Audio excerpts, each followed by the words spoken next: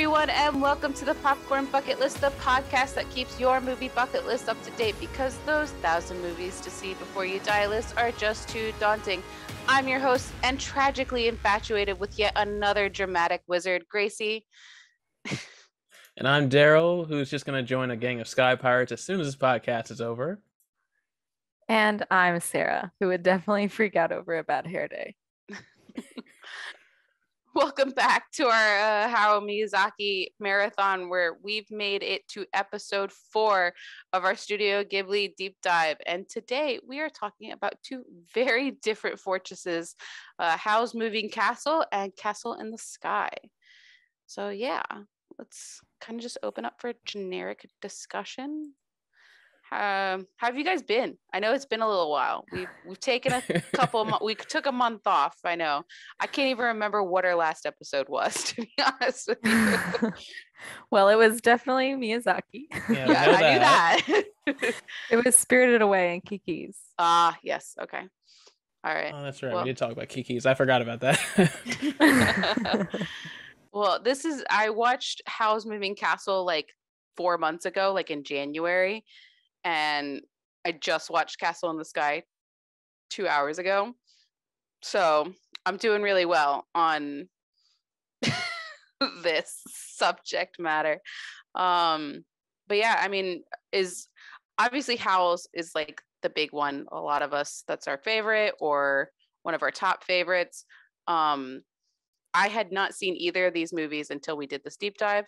So I'm excited to kind of like hear your guys's like experiences with this film and like these films and like where you first saw them versus like where you see them now, that kind of thing. So Sarah, what about you? So actually Howl's is like probably one of the easier ones to digest, I think, maybe because it's based off of like a English language novel. So I feel like Howl's Moving Castle is a little bit more familiar of a story for American audiences. So I remember when I heard that Gracie hadn't listened or watched a lot of the Ghibli movies. I was like, you should start with Howl's because you're gonna love Howl's, and then you kind of just get hooked on like his whole deal. But that one was like an easy one to fall in love with, and I've seen it so many times. Castle in the Sky, on the other hand, for me, I remember I watched it for the first time in high school, and I found it kind of boring. And I didn't really like it. And I didn't watch it again until this week. And I liked it a lot more when I watched it again. But it just had always had that like thing in the back of my head, like, that one's okay. And I just like never rewatched it because of that. What about you, Daryl? Yeah, Howl's is one I saw for the first time, like, I don't know, probably like maybe 5 or 6 years ago. And I remember at the time I didn't like it that much, honestly. I was kind of like, it's all right, it's fine. I don't know why. It didn't really resonate with me. Like I'd already seen Spirited Away, and I really liked Spirited Away. And I finally watched like I think Howl's was like my second or third Studio Ghibli film, and I was like, oh, okay. I don't know what it was, because when I watched again about maybe a month ago now, I was like, oh no, this is really good. I really enjoy this. Like, I think, I don't know what it was. I think it might have just been the fact that, I guess I wasn't a big fan of Howl himself.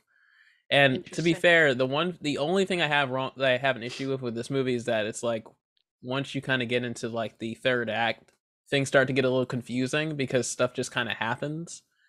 I don't know. I guess when I was watching it, I kind of like looked away for a second. I came back and I was like, oh, the house is falling apart. I know why it's falling apart, but I'm still like, okay, stuff is just kind of occurring on screen. And and we're time traveling now. That was interesting.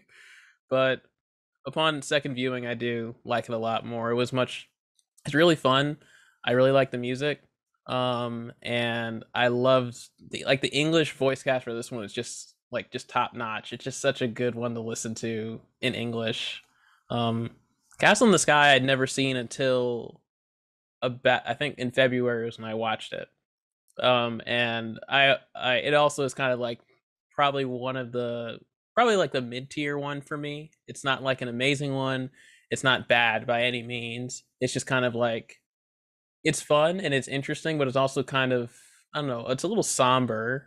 It's just one of those movies where it's kind of like two kids are going on an adventure to basically like keep like a powerful artifact out of somebody else's hands, and then when you actually get to the location they're trying to get to, which is the castle, the castle in the sky, as in the name of the movie. It's kind of like, wow, this is kind of sad because like nobody lives here anymore. It's just robots walking around, and this person gonna come here and basically use this as a weapon of war. And it's just, it's not necessarily a super heavy film. It just, the more you think about it, the more you're like, oh, it's kind of depressing, just like a little bit. But it's also good. It also has good music, and has like some really strong characters and really interesting character motivations, I think, compared to other films. Like I really like the character of Pazu, the main male protagonist. I really like him just because I think his desire to like help his friend is just really pure, and just, I don't know. It's nice to see. It's not like a romantic thing. It's like, no, you're like, I have to help you because you're my friend, and I love that kind of thing. Reminds me of Ponyo, basically. Um, so yeah, I mean, I like both movies. But I don't know. I think we've talked about my favorites already.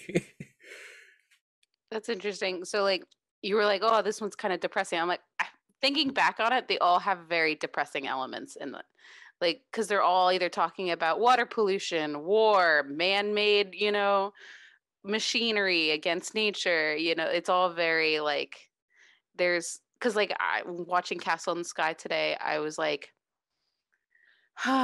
like I was kind of just like annoyed when like the entire time they're invading like the castle in the sky. I was like, this is so like human, like we're of course we're gonna loot it for the treasure. And like at least like the pirates, like you're like, yeah, because they're pirates, like they're gonna loot it for the treasure, right? That makes sense. But then when the military starts looting it, you're like, yeah, I get that. Yeah.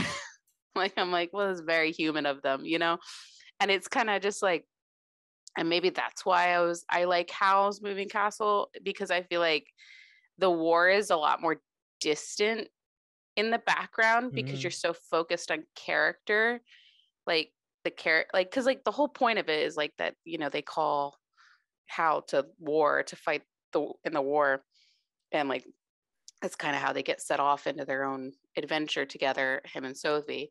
And but like you're so focused on character development and like how these characters interact in that world that you forget about the like disaster, like like man versus man kind of conflict thing that you're getting.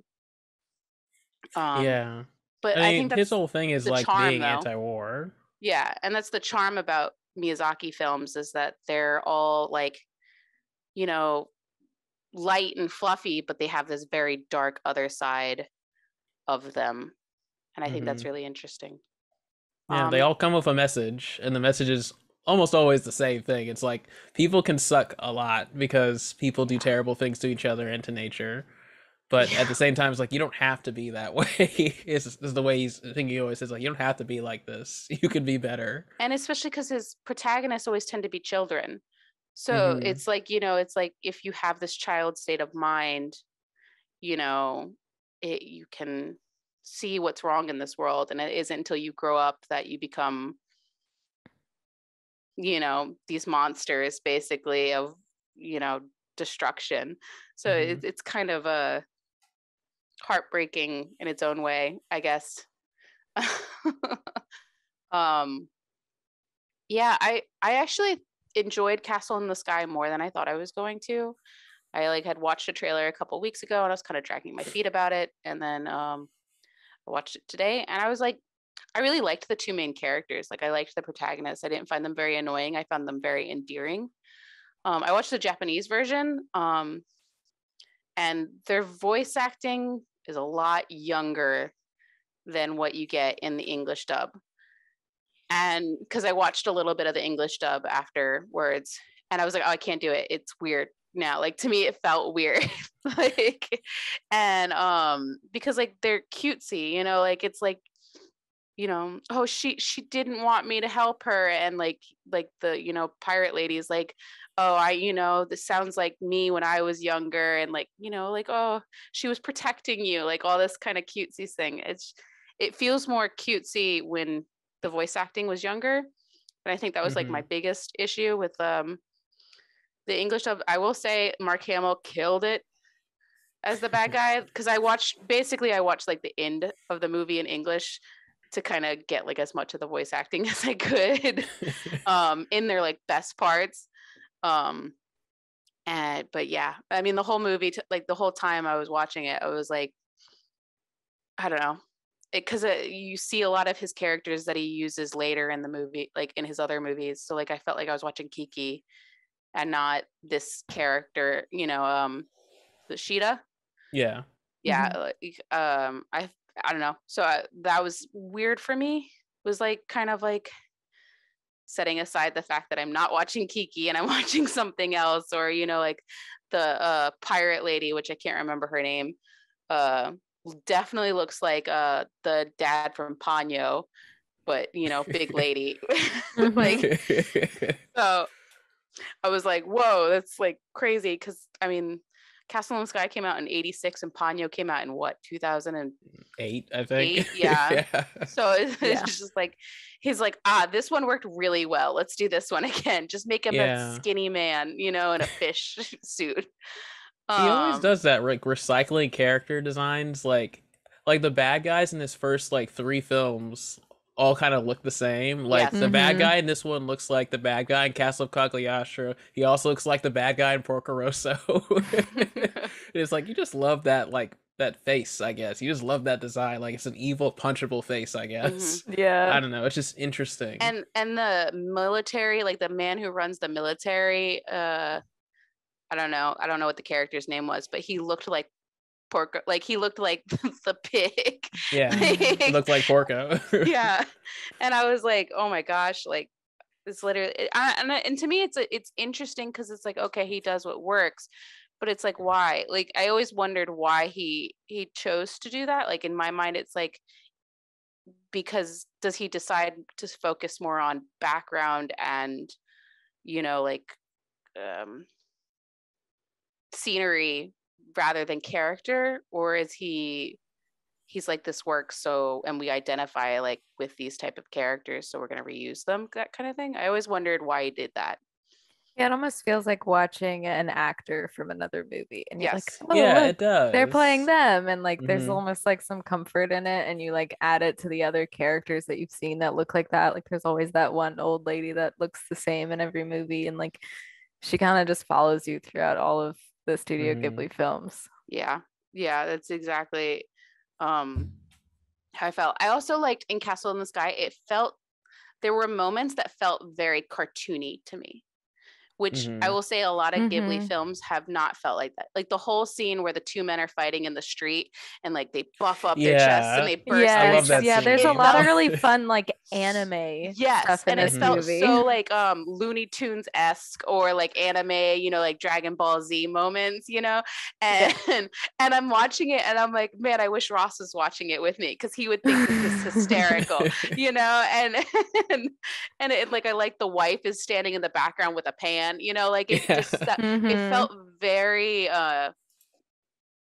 old school, like anime style to me, and I liked that, because you don't really get those moments a lot. Like I find at least I haven't noticed a lot of those type of moments, because there's a couple even with like the pirate scenes that like I even felt were kind of silly, like when all the pirates are coming in to help her cook dinner. Like it felt very like, like giggly and animated, and so yeah, I really appreciated that. Thought it was weird that they kept going, oh, she's gonna be like my mom, but that's fine.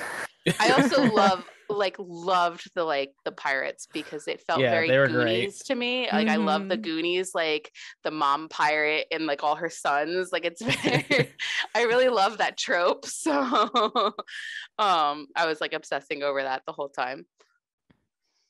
Also, I love that character. I just love the pirate mom. She's the best. She's so interesting. What was her name? I can't remember. Dola, that's it. Yeah. Because it's the Dola clan. which Yeah. is it's a cool name. It's a Mhm. great name for a pirate gang. Well, I have a random interesting fact about this movie because I saw this and I was like, this is like kind of a very strange fact. Is that it has the most tweeted moment in history, in Twitter history, is related to this film. Castle in the Sky or how? Castle in the Sky. Really? That is very Interesting. surprising because I feel like Yeah. Howl is the one that like is always getting Everybody. memed Yeah. and all over TikTok. Like you can hear that theme every day Yeah. scrolling. You'd think that, but not this time. Apparently, like, so apparently in Japan, like, Miyazaki movies are obviously a big deal here, but they're a huge deal there when they play on TV. And so back in 2013, like, they're basically people were all watching the movie at the same time, and they all tweeted at the exact same moment. One of a word that happened that someone says basically when the castle when Sheeta says The the spell of spell. destruction. Yeah, everybody said it at like same. They tweeted at the same time, and so it's like the Wow. most tweeted moment in Twitter history. I'm like, in one Whoa. second, Wow. 143,199 tweets in 1 second. They all Wow. said the same word, What which is the is word? Because it's like Ballast, yeah. bowels or balse, Bowels. which sounds Yeah. hilarious in English. But yeah, so that's apparently what they all tweeted at the exact same time. Like that's so interesting because like Castle in the Wow. Sky is a huge deal there. It is a huge deal because it's like so influential in the steampunk genre. It's like the Yes. first. It was like one of the Mhm. very first movies to be like super popular that happened to be steampunk. It felt like a polished version of Nausicaa. Like it, because like Yeah. Nausicaa, I felt like was very dirty and gritty and dark. And Mhm. this, like, it blended Nausicaa's like vibe of like the robots and like the bugs and the animals. Like there's like these little like pill platypus things that like jump into the water at one point, and I was like, oh my god, those are so cute, like I want those. and and like they had the little foxes from Nausicaa in there, or the squirrels, Mhm. whatever they The were. fox squirrels. Yeah. Fox squirrels. Yeah, Fox foxes squirrels, yeah. and squirrels together. Together. But it like it blended the almost like what Nausicaa could have looked like if he'd have made it like now. You know, like he had like it felt like that was him discovering his art style. Like, oh, I want to make it look like super light and airy. Because like that's the one thing, like big complaint I had about Nausicaa was it felt very suffocating compared to his other stuff. And yeah, I felt like that Castle in the Sky was that like almost like that bridged the gap for me. I don't know. Yeah, it is interesting. Like watching that movie is like a very clear evolution of style. Because the movie I think only came out like 2 years afterward. It did not Yeah. like that was back in the day when it didn't take long for them to make the movies. It still took like the same amount of work. They just did it in like a shorter amount of time to Yeah. reach a deadline. And so I don't know, that one's just really interesting to me, especially since I think Castle in the Sky was released at the same time as no, it wasn't Castle in the Sky, sorry. I think it was Totoro and Grave of the Fireflies that were released at the same time. Oh wow. And so it's like that's the kind of work ethic they have where they just release a movie. They would just be like, all right, we're gonna do two movies at once. One's really fun, one will rip your soul out of your body. And put them in theaters together. That kind of Actually, A double reminds me feature.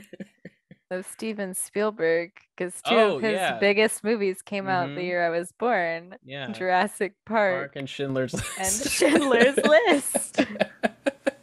and two of the Very greatest different movies of all vibe. time. Yeah, two of the best movies ever made for very different reasons. Yes. Yes. But I mean, that's what you get at Studio Ghibli. The fox squirrels, like I'm it's weird that they haven't showed up again because Yeah. like I would have expected to see them in like Princess Mononoke because the only like two instances I can think of like creatures in multiple films is the fox squirrels in Nausicaa and Castle in the Sky, and the little spirit dudes are in Totoro and Mononoke. Yeah. Oh, the little soot sprites. Sprites, yeah. Yeah. Yes. Yeah. Especially because like it could have been like a nice little nod to like this is a creature that like, you know, could exist anywhere kind of thing, you know, and it could have been like Mhm. so like light and airy, and like you don't even have to notice like in the background, like that kind of thing. Yeah. But I guess that's But just kind of how he works. He's not, I guess he doesn't seem to be the kind of person who is like super sentimental about that kind of thing. yeah, Like he just puts in stuff that works. Like he probably was like, "Oh, that Fox Squirrel thing was pretty cool last time. Let's just put one in this movie too cuz I I I ran out of creature design. yeah, I was Put gonna this say guy like, in oh, I need a here." creature, let me, like, we didn't use this animation, that kind Yeah. of thing. No, Nausicaa takes place hundreds of years in the future. The castle fell and all those Yeah, little there's your fox squirrels answer. landed on There you go. Earth. It's lore, Yeah. it's canon. It's That's what canon. happened. But like even the robots in Castle in the Sky felt like the same robots in Nausicaa and stuff like that. Yes, Like they it felt felt very very similar. similar. I also liked these robots. I thought they were interesting because it felt very like Iron Giant-y Yeah. kind of style. So I really appreciated that. Yeah, I liked this. It kind of had a little bit of everything. It had magic, it had pirates, and like to me, that's like the best movie. Like that's along the lines of Princess Bride, like if it's got magic and pirates and and love story, I'm sold, like you've got the perfect movie. And then but like I mean Howl's Moving Castle is like great, and I think it's interesting because it's like I find them great from different, like I liked the entirety of Castle in the Sky, but I love Howl's Moving Castle for like the characters, which is interesting. I don't know.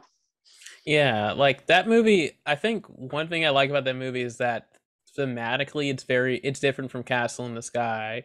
Like one of the things about like how it treats aging as such a positive thing and not like a thing to be feared and avoided at all costs.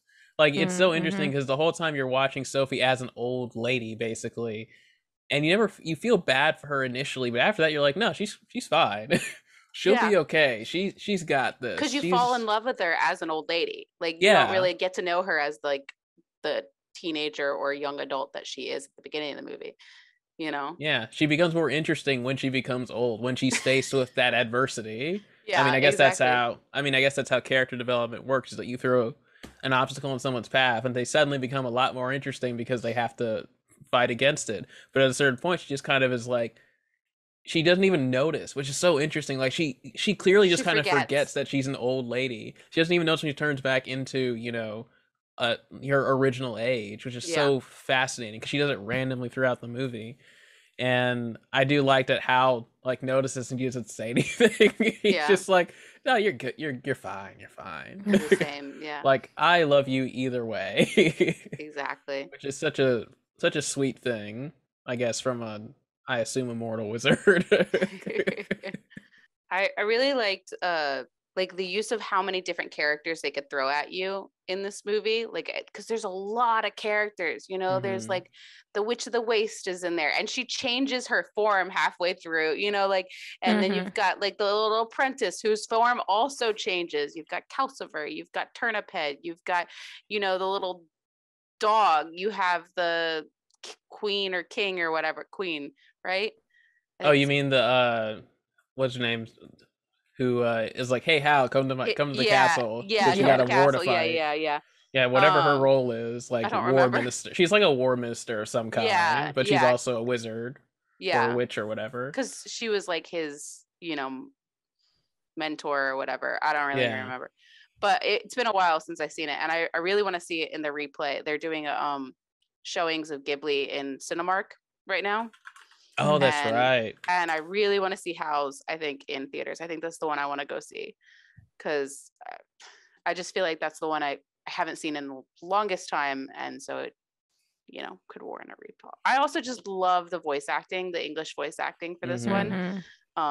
Christian Bale is just like a perfect Howl, and like how can you not fall in love with that character? Like drama king, like he is literally like the epitome of dramatic, and I love it. And I love Sophie. Like Sophie's great. It's also the second Batman to voice a Ghibli character. You're right, Michael Keaton. Yeah, he plays Porco. So. Oh my gosh. Oh, we got to get Robert Pattinson in one of these. I know. Throw him in Next Ghibli. one. Yeah. We'll Could you forget about all imagine? the other Batman people. Yeah, who cares? Yeah, they don't matter. Wait, did Adam West play? I feel like I was Adam gonna West was say, in one of them. I feel like Adam West could have been in a Ghibli movie. Yeah, that would make sense, but I don't know. I'm gonna look it up. Y'all just keep talking. I mean, technically, the Joker has been in one because Mark Hamill was the bad guy in Nausicaa and this movie, Castle in the Sky. Wait, yes, yes, Oh, yes. and this is a little bit of a stretch, but Matt Damon He was in this is one. in Ponyo, and That's true. you There you know, go. Bat Ben Batfleck. Affleck. Yeah. They're BFFs, Oh, Yeah, so a BFFs. little bit well, of a yeah, so that stretch, but fits. I also, and this is going back to Castle in the Sky, I thought it was interesting that they referenced a lot of literature. Like, I know it's like based off of Gulliver's Travels, but like it references Gulliver's Travels in the movie. And then it references the Bible as well, which I thought was yeah, really interesting. And I was trying to like think back onto other Ghibli films, and I don't remember them ever referencing a god that yeah, wasn't like a no. spirit god or a river Mm-hmm. god. Like, because she prays to God, and then the bad guy, Muska, he says like, "This is the flame that tore apart Sodom and Gomorrah." Like he references like Yeah, exact Taggart scene. brought that up And I was when like, it was, yeah. "Whoa!" I was very taken aback by that too. I was like, Yeah, what? I was like, "That's so weird." And I was like, maybe it's like to make the villains like speech more weight, like to give it more weight, because it's like, you know, very hefty. But it was weird because like when she goes like, "Please God," I was like, that's weird. Like it just felt out of place for Ghibli. And I was like, huh. And I was like, why does it feel out of place? And I guess it's because I always associate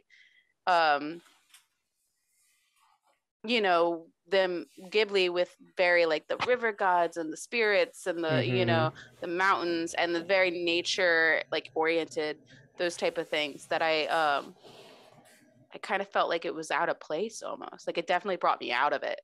Well, I mean, he does have a lot of obvious European influence. He clearly loves Europe. Oh yeah. More than half his films take place in Europe. And I checked because I was like, I need to make sure that I'm not crazy when I say this. But it's like, yeah, like he loves European films, so it doesn't surprise me that he did that. I guess it surprised me that's the only time he's done that. I Like you'd really think he would legitimately have at can't. some other point, but I And can't if think of someone, any. yeah, if someone like knows of one, then like go ahead, like tell me I'm wrong. But like that's like the first time in this series that I've felt like it almost called attention to itself, I guess. Yeah. Yeah, I guess it's like he doesn't. Yeah, there's not really much room for Christianity in his films. It's just Exactly. because it's like, that's just not really. That's not really what he subscribes to. So it would Yeah. make sense that it doesn't show up. But also, I don't know. That is interesting.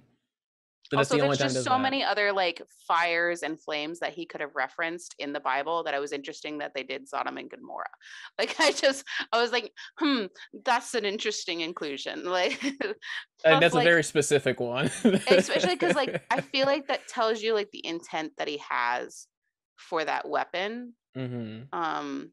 And This is a lot about him as a character. oh, let me double fact check myself before we go down this, because if I remember correctly, Sodom and Gomorrah is the one where like the whores and like, you know, Yeah, it's the criminals and the it's the whores, really really bad place. bad cities, yeah, and They're they like, like well, we say gotta it's just destroy trash, this let's place. destroy it. Yeah. So to me, it tells me about the villain, like that's what he believes like he needs to do with this weapon almost. And but like that's not warranted in the rest of the film.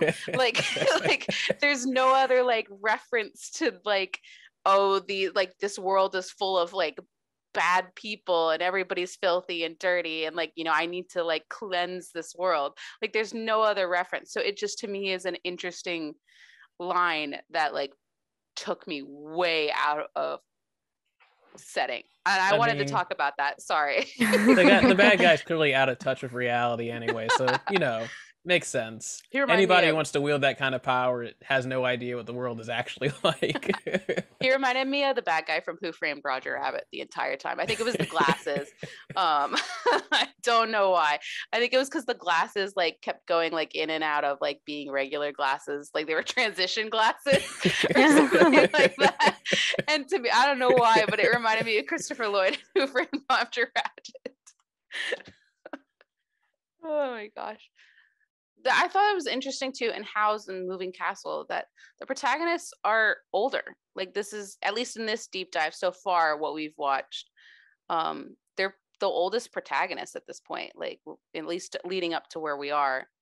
Like Howl's obviously older, but like even Sophie is like, established, hatter, in her shop and that kind of thing. And then she becomes even older, but it it doesn't feel as much like a kid's movie. Does that make sense? Yeah. Yeah, it's not centered around children like a lot of his films are. It's just kind of it has I wouldn't even it's not even really a childish story because it's a very serious story where it's like, hey, I've been turned into an old lady. I need to fix this. Also, there's a war going on where this magician I just found is just going around turned into a giant bird. So something's up here. Not for kids, really. Yeah, also not a lot of romance in the other ones that we've seen. Yeah. This is very like romantic. Or at least it's leading to be romantic, Mm-hmm. And like I know, like I remember like we were talking about like the book that Howl's Moving Castle is based on. He is not at all like suave, like he is an asshole in the book. So it's really interesting to kind of that like they decided to like make it more like and it almost feels like leaning into that like Western audience hype, like we need to give them something to like root for, that kind of thing.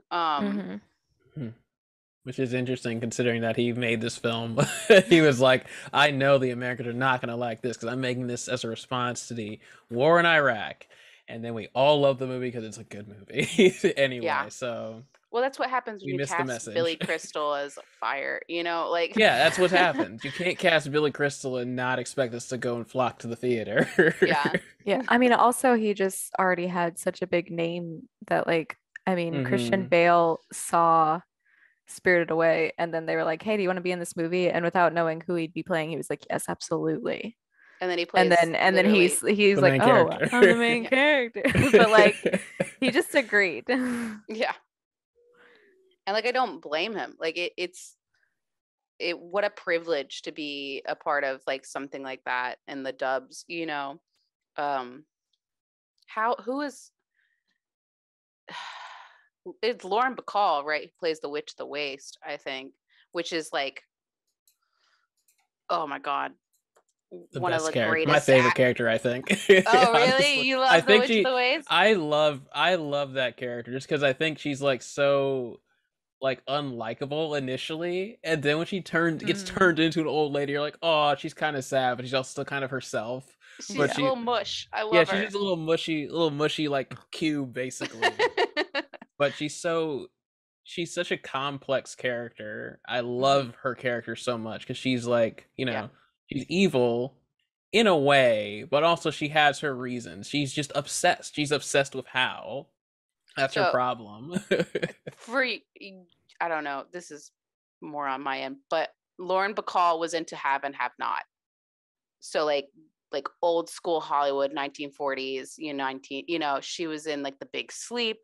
She was in Murder on the Orient Express. Like she's like classic Hollywood. So like when I was like, oh, this voice sounds really familiar, I was like, who is it? And I was like, holy shit, Lauren Bacall. And I just looked at her last credit and I'm so sad right now. Her last film credit is a Family Guy episode. We should all strive to go out that way. Yeah.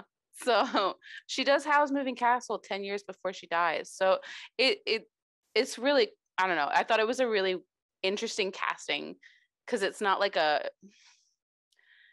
relevant old person.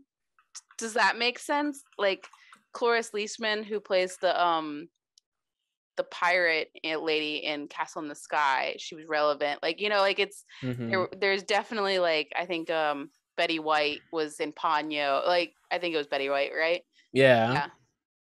So yeah, it was an interesting cast choice for me, and it kind of surprised me. Do you guys remember who played Sophie? I can't remember off the top of my head. Yeah, young Sophie was Emily Mortimer. She was in the Mary Poppins Returns as the mom, and a ton of other stuff too. But yes, yeah, Pink Panther, the 2006 one, you know. Yeah. Yes, the only one that matters, honestly. It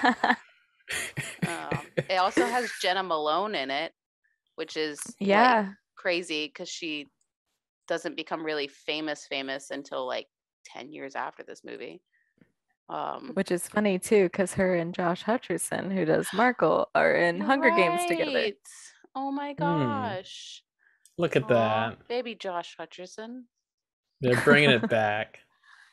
You hear they're doing a new Hunger Games movie, totally unrelated to this conference. Yeah, they're doing the Ballad of the Song and Birds or whatever. There are more I never of them? read it. It's supposed to be the like 25th Hunger Games or something. I haven't read the book yet, so I can't tell you anything about it. Oh, so it's a prequel. Yeah, it's a prequel. Not, it's just before times. Okay. Yeah. Yeah. But yeah, and then you got Billy Crystal, who is just a joy. I love Billy Crystal. It's everything. And so yeah, this casting is lovely, and you just I like that movie. I don't know. It's probably in my top 3. I know we haven't really ranked them yet, but Howl's is definitely. I'm sure we'll rank them, but yeah, it's definitely. And I'm surprised at how much I liked Castle in the Sky. I really am. I think that it surprised me. But is it enough to break the top 5? I don't know. We'll have to. Well, I guess we'll discuss that on another date. We can probably talk on our next episode. Yeah, you still need to see the Wind Rises. Yeah, you still got Wind Rises to check out. Whatever you have. And the Wind Rises is beautiful. Lovely. The plane movies. Yeah, the plane movies. That's what we we're went doing. From castles to planes. Yes. True. But yeah, I mean, do you guys have any other additives, anecdotes, fun things to say?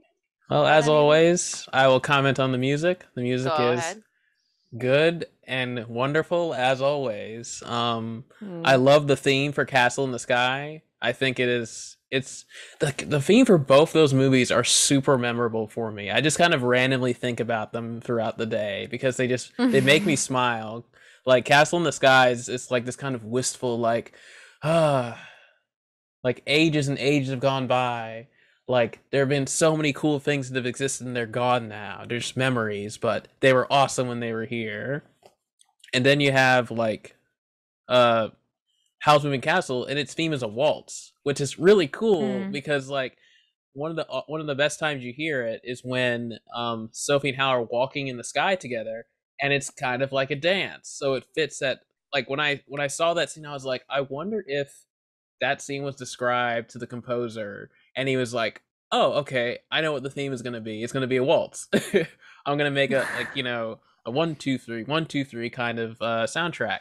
And I love that moment. It's my favorite moment in the movie, and it's the reason why I love that track so much. It's just such a beautiful piece of music that plays in the best moment of the film.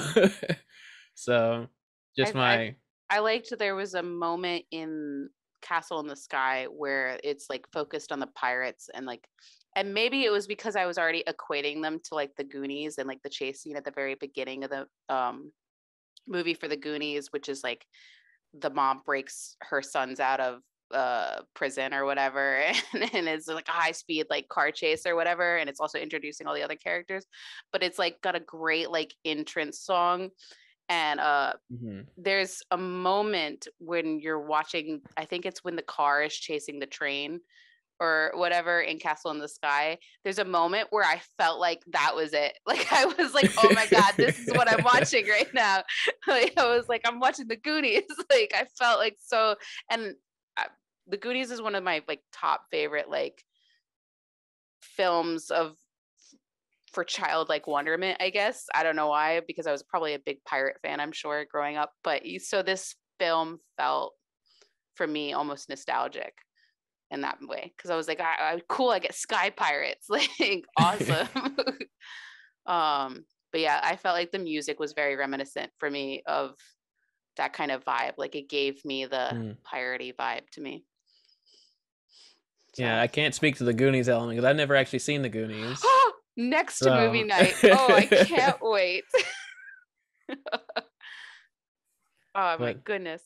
But yeah, that's my thing about the music. So I'm done with my music thing. Are we gonna throw these on our bucket list? What are we doing?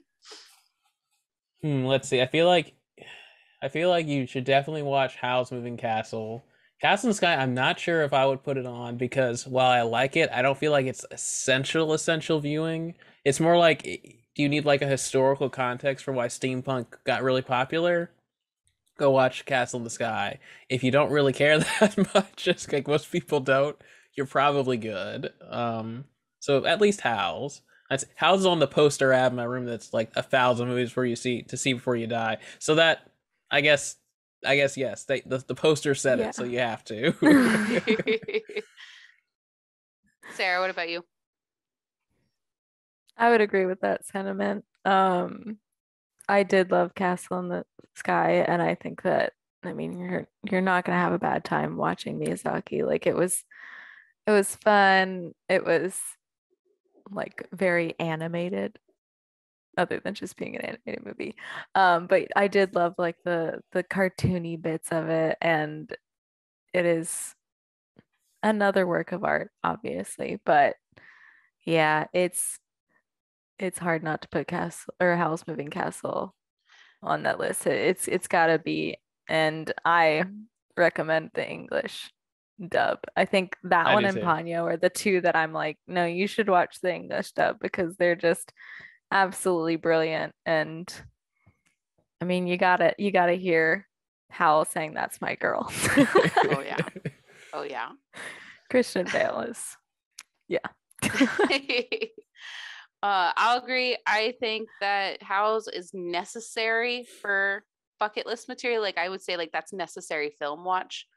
I would say that Castle in the Sky is not necessary like before you die, but if you are interested in sky pirates and military being assholes and cute childlike wonderment, then I definitely recommend Castle in the Sky because it surprised me because I didn't think I was going to like it, and I really, really liked it. But I guess it's not making it to our bucket list though, so sorry, Castle in the Sky. Yep. I think it's the first time we've talked about a movie and said this wasn't making our bucket list, or a Ghibli film. At least the first Ghibli film that we haven't not recommended. It feels a little wrong to put some of the Saw movies on that list and not put this on that list, but like we're comparing it to other Ghibli films. Yeah. What do we decide? Like Saw 5 is good. Okay, well, how about that? If you watch Saw whatever that we recommended a year ago, you should watch at least Castle in the Sky. Yeah, go watch Castle in the Sky instead. So, yeah. But thanks for joining us. As we keep diving into Miyazaki's films and we did not add both these movies to your bucket list, so that script is wrong. And next week we will be discussing, because it's not updated, I think it's as the Porco Rosso and Porco Rosso and The Wind Rises. And The Wind Rises. Yeah. My name is Gracie. Leave it in there. Leave the flub in there. My name is Gracie, and you can find me at Gracie May. That's a Y and 3 E's on anywhere you see fit. I've been retweeting the Met Gala stuff, so that's going to date this video and podcast. So there you go. Daryl, where can they find you? You can find me on Twitter at Darth Daryl. That's Darth as in Vader, City is Small, take your pick, and Daryl, Darrell, and I am sometimes on Twitter, sometimes I'm not.